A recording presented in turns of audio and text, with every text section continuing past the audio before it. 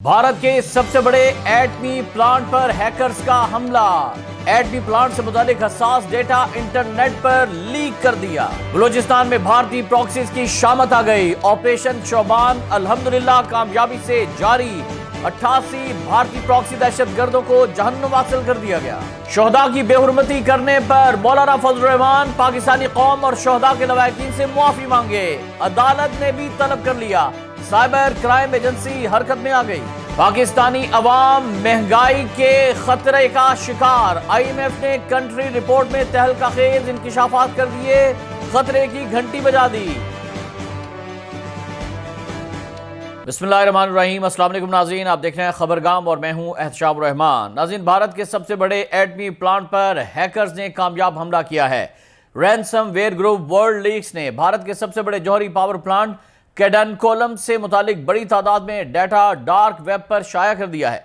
गैर मुल्की खबरसा agency Reuters के मुताबिक लीक होने वाले डाटा में मुबैना तौर पर तंजीमात के कुछ हिस्सों के नक्शे और सप्लायर्स की तफसीलात शामिल हैं, जबकि हैकर्स के ग्रुप ने दावा किया है कि ये मालूमात रिलायंस ग्रुप से हासिल की गई हैं। खबरसा एजेंसी के मुताबिक कैडनकोलम न्यूक्लियर पावर प्लांट भारतीय रियासत तमिलनाडु में वाक़ है और ये भारत के 7 जौहरी प्लांट्स में सबसे बड़ा है, जबकि ये वज़ीर-ए-आज़म नरेंद्र मोदी के मुल्क में जौहरी तवानाई की सलाहियत बढ़ाने के मंसूबे का मरकजी हिस्सा है। इस प्लांट का ठेका भारतीय कारोबारी शख्सियत अनिल अंबानी के रिलायंस ग्रुप के पास है, जिसने रॉयटर्स को जारी बयान में कहा कि डाटा सेंटर सर्विस फराहम करने वाली कंपनी यूटा के सर्वर पर रिलायंस के डाटा में जुज़वी दरअंदाजी हुई है और इस वाक़े से भारतीय हुकूमत को आगाह कर दिया गया है। ताहम रिलायंस ने यह नहीं बताया कि कौन सा डाटा मुतासिर हुआ। न्यूक्लियर थ्रेट इनिशिएटिव के सीनियर डायरेक्टर निकोलस रूथ का कहना है कि यह डाटा लीक प्लांट की सिक्योरिटी के लिए संगीन खतरा बन सकती है। लीक होने वाले डाटा में मुबैना तौर पर तंजीमात के कुछ नक्शे, सप्लायर्स की तफसीलात, इजलासों और मुआयनों का रिकॉर्ड, आलात के जायजे और इंश्योरेंस पॉलिसीज शामिल हैं।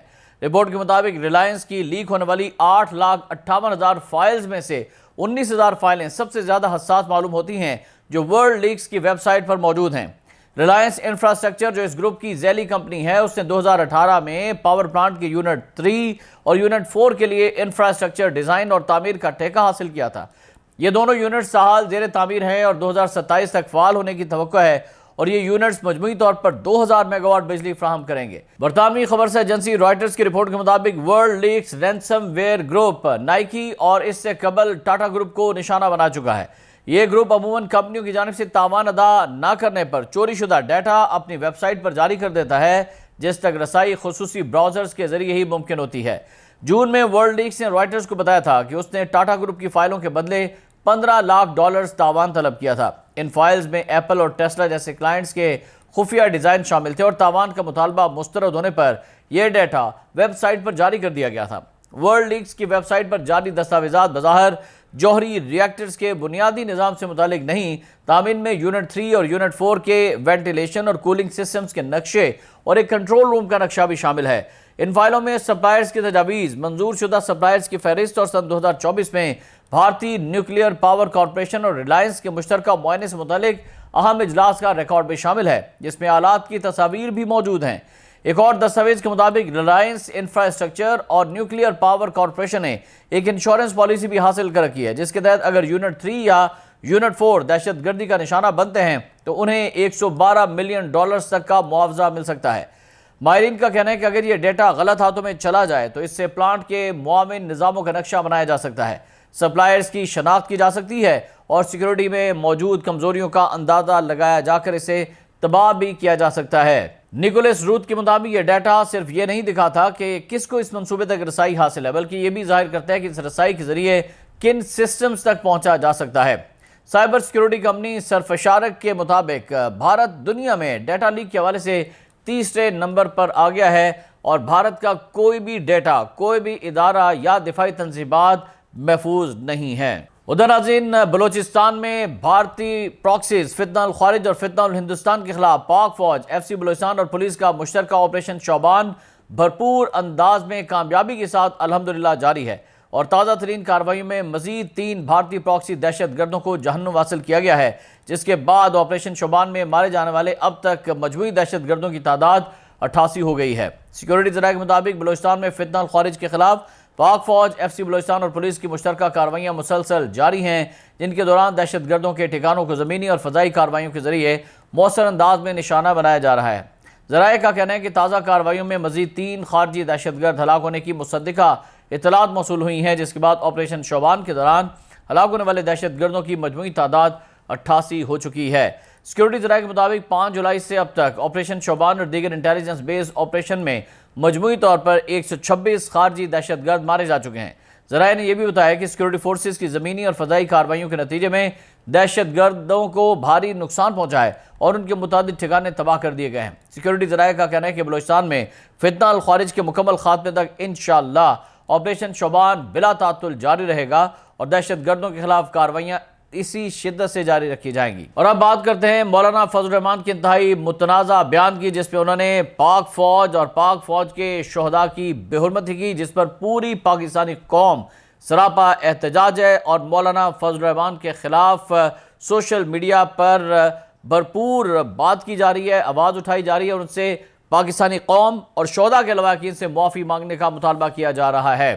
مولانا فضل الرحمان کی پاک فوج کے خلاف بیان بازی پر جمعیت علماء اسلام JUI کے سربراہ مولانا فضل الرحمان کے خلاف قانونی کارروائی بھی شروع کر دی گئی ہے اور اندراج مقدمہ کی دائر درخواست پر پنجاب کے ضلع گوجرانوالہ کے ایڈیشنل سیشن جج فیصل جمیل نے مولانا فضل الرحمان کو طلب کر لیا ہے۔ رپورٹ کے مطابق گوجرانوالہ ایڈیشنل سیشن جج کی طرف سے مولانا فضل الرحمان کو نوٹس بھی جاری کر دیا گیا ہے۔ گوجرانوالہ میں دائر ریٹ پیٹیشن میں کہا گیا کہ مولانا فضل الرحمان نے پاک فوج کے خلاف شہداء کے خلاف ہرزہ سرائی کی ہے۔ پٹیشنر منظور قادر بھنڈر نے کہا کہ مولانا فضل الرحمان نے اپنے بیان میں شہداء کا مذاق اڑایا۔ گوجرانوالہ ایڈیشنل سیشن جج فیصل جمیل کی طرف سے مولانا فضل الرحمان کو 28 جولائی کو طلب کر لیا گیا ہے۔ جمعیت علماء اسلام فے کے سربراہ مولانا فضل الرحمان کی جانب سے پنجاب کے شہر قصور میں عوامی جلسے کے دوران کی جانے والی متنازع تقریر کا معاملہ گوجرانوالہ کے بعد اب لاہور کی سیشن عدالت میں بھی پہنچ چکا ہے اور بدھ کو لاہور کے سیشن عدالت میں مولانا فضل الرحمان کے خلاف مقدمہ درج کرنے کی درخواست پر سماعت ہوئی ہے، جس میں ایڈیشنل سیشن جج ملک لطیف نے کارروائی کرتے ہوئے director NCCIA FIA cyber crime wing سے تحریری طور پر جواب طلب کر لیا ہے۔ عدالت نے کیس کی مزید سماعت 17 اگست تک ملتوی کر دی۔ ناظرین، اس اہم معاملے پر سماعت کے دوران درخواست گزار شہری محمد وقار کے وکلاء نے عدالت میں اپنے دلائل پیش کیے۔ درخواست گزار کا موقف تھا کہ انہوں نے سوشل میڈیا پر مولانا فضل الرحمان کی وہ متنازع تقریر دیکھی ہے جس پہ انہوں نے ایک جلسے کے دوران شہداء کے خلاف ہرزہ سرائی کی تھی۔ درخواست گزار کے مطابق JUI کے سربراہ کے اس بیان سے نہ صرف ان کے اپنے جذبات شدید مجروح ہوئے ہیں بلکہ اس غیر ذمہ دارانہ گفتگو نے ملک کے لیے جانیں قربان کرنے والے شہداء کے ورثاء کا بھی دل دکھایا ہے۔ انہوں نے عدالت سے استدعا کی کہ قانون کے تحت مولانا فضل الرحمان کے خلاف فوری طور پر مقدمہ درج کرنے کا حکم دیا جائے۔ ناظرین، واضح ہے کہ مولانا فضل الرحمان نے قصور کے جلسے میں ملکی اداروں خاص طور پر پاک فوج کے حوالے سے سخت اور متنازع گفتگو کی تھی اور فوجی جوانوں کی شہادت کو تنخواہ سے جوڑ دیا تھا۔ ان کے اس بیان پر وفاقی وزراء، حکومتی ارکان اور مختلف سیاسی رہنماؤں کی جانب سے شدید رد عمل سامنے آیا ہے اور اسے شہداء کی قربانیوں کی توہین قرار دے کر ان سے مطالبہ کیا گیا ہے کہ وہ عوام سے، پاکستان کے عوام سے، شہداء کے لواحقین سے اور پاک فوج سے فوری طور پر معافی مانگیں۔ ادھر ناظرین، IMF کی جانب سے اہم رپورٹ جاری کر دی گئی ہے جس نے پاکستانیوں کے لیے خطرے کی گھنٹی بجا دی ہے اور مہنگائی کا ایک نیا طوفان آنے والا ہے۔ IMF نے رواں مالی سال 2026 سے 27 کے دوران پاکستان میں مہنگائی کی شرح حکومتی مقررہ ہدف اور گزشتہ مالی سال کے مقابلے میں زیادہ ظاہر کرنے کا یا ہونے کا خدشہ ظاہر کر دیا ہے۔ بین الاقوامی مالیاتی فنڈ IMF نے پاکستان کے بارے میں اپنی کنٹری رپورٹ جاری کر دی ہے اور اس رپورٹ میں IMF نے رواں مالی سال میں مہنگائی 8.4% رہنے کا خدشہ ظاہر کیا ہے، جبکہ آئندہ 4 مالی سال کے دوران مہنگائی رواں مالی سال سے کم رہنے کی پیشگوئی کی ہے۔ کنٹری رپورٹ میں IMF نے مزید 5 سال پاکستان میں اوسط مہنگائی سنگل ڈیجٹ میں رہنے کا تخمینہ بھی لگایا ہے۔ IMF کے مطابق گزشتہ 2 مالی سالوں کے دوران پاکستان میں اوسط مہنگائی سنگل ڈیجٹ رہی ہے۔ اور آخر میں بات ہو جائے پاکستان کے موسم کی تو آپ کو بتائیں کہ ہندو کش، قراقرم اور ہمالیہ کے لیے مونسون آؤٹ لک جاری کیا گیا ہے۔ محکمہ موسمیات کے مطابق ملک کے شمالی علاقوں میں معمول کے مطابق بارشوں کا امکان ہے۔ گلگت بلتستان، آزاد کشمیر اور بالائی خیبر پختونخوا میں معمول کے مطابق بارشیں متوقع ہیں۔ محکمہ موسمیات نے بتایا کہ ہندو کش، قراقرم اور ہمالیہ میں درجہ حرارت معمول سے زیادہ رہنے کا امکان ہے۔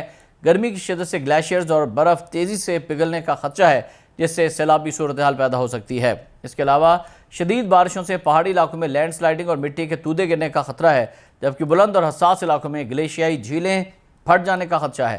سیلابی صورتحال کے پیش نظر محکمہ موسمیات نے دریاؤں، ندی نالوں کے قریب رہنے والی آبادی کو چوکنا رہنے کی ہدایات جاری کر دی ہیں۔ ناظرین آج کی اس ویلاگ سے فی الوقت اتنا ہی۔ احتشام الرحمان کو اجازت دیجیے گا۔ اللہ حافظ۔